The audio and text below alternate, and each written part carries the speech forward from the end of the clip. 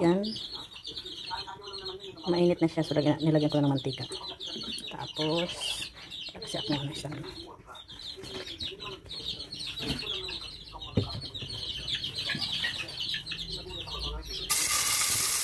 Bawang.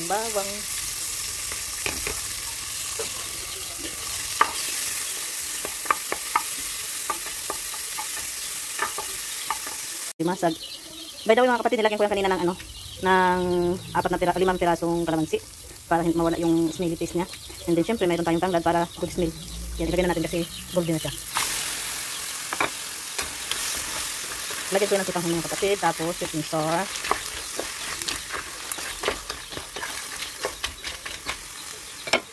Hindi na naman na video.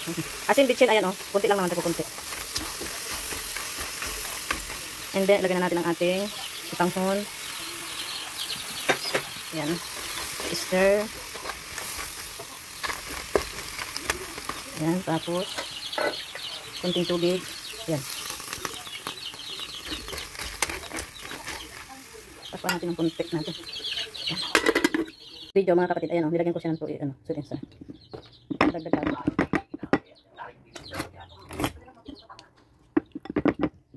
Yan. Tapos lagyan natin ng cornstarch na dalapo.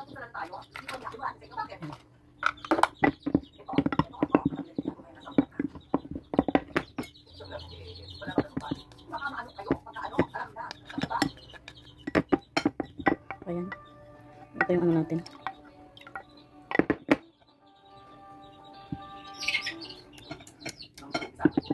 Lagyan natin ng kunting bitchin.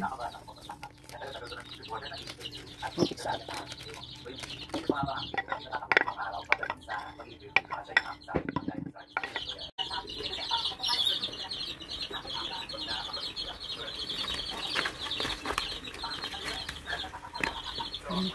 Lagyan natin yung ating water with cornstarch.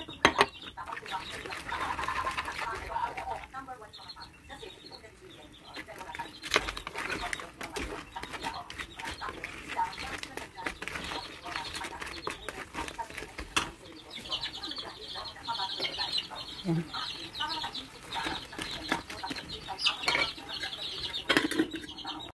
Ayan. So like that is done. It's so yummy. Yan, it's done. Patay na natin.